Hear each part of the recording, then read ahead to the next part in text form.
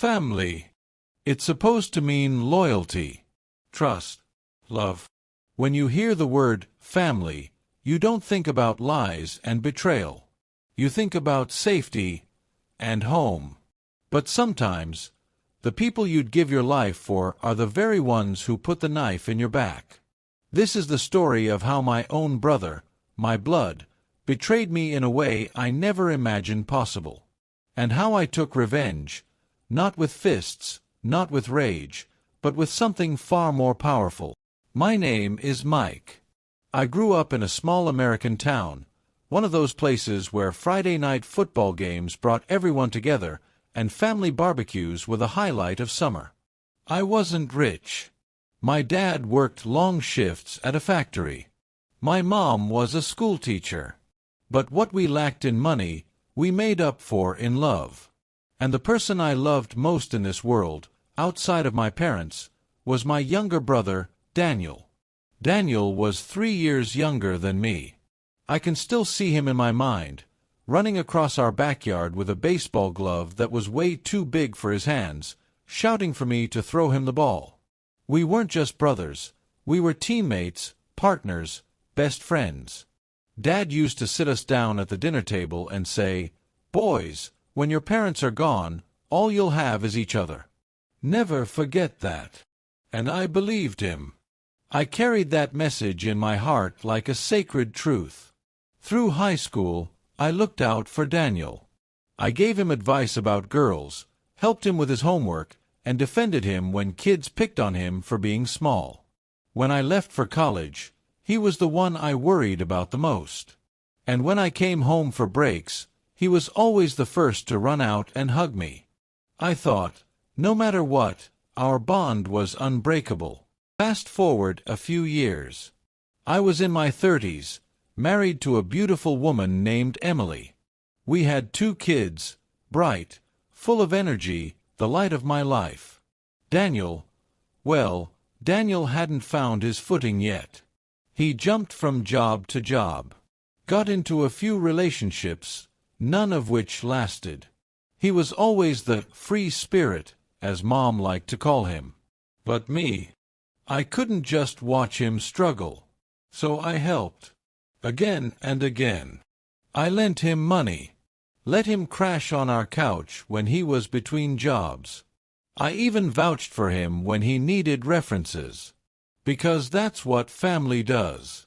But somewhere along the line, things started to shift. Emily grew distant. She spent more time helping Daniel get back on his feet. She'd offer to drive him to job interviews, spend hours talking to him when I was at work. At first, I thought nothing of it. She was kind-hearted, supportive. But then, the late-night texts started. The sudden silences when I walked into the room. The way she laughed at his jokes, like she used to laugh at mine. And then, one night, the truth came crashing down on me. I found her phone on the nightstand while she was in the shower. I wasn't snooping, at least, not at first. But when a message lit up the screen, I froze. It was from Daniel.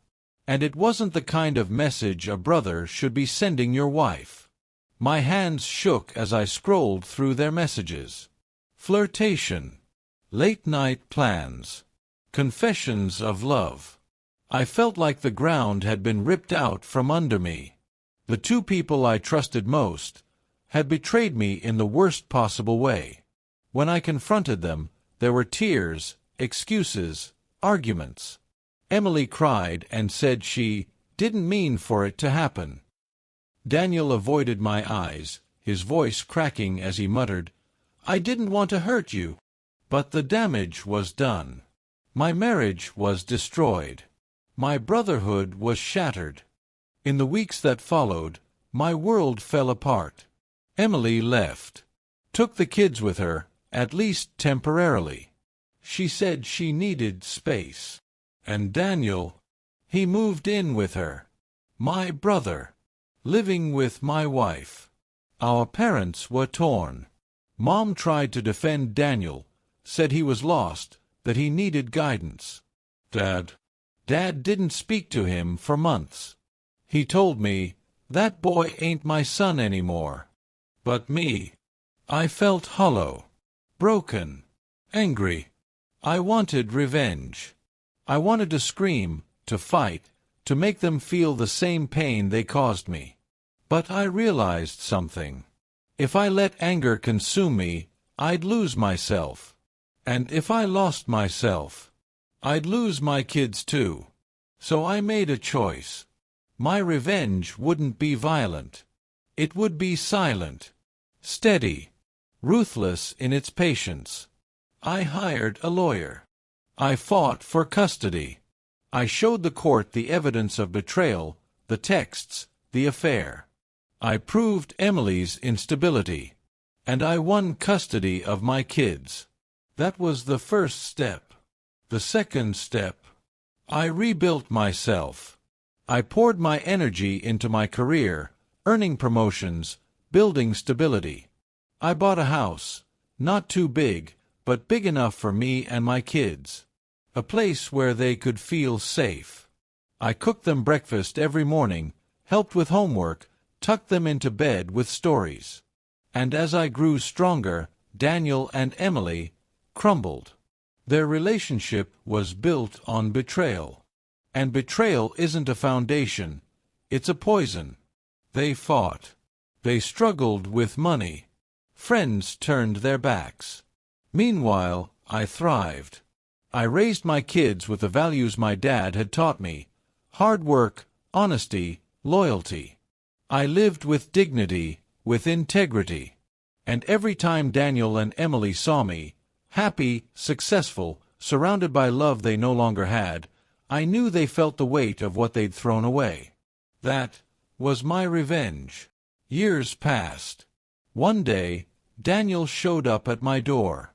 His face was older, worn down, tired. He looked at me with eyes full of regret. "Mike," he said, "I'm sorry. I messed up. I want to make things right." I listened. I let him speak. But I didn't let him back in.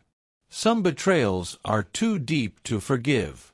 And Emily, she reached out once or twice, but it didn't matter anymore. I had moved on. I realized something profound. Revenge doesn't always come with shouting, with violence, with flames.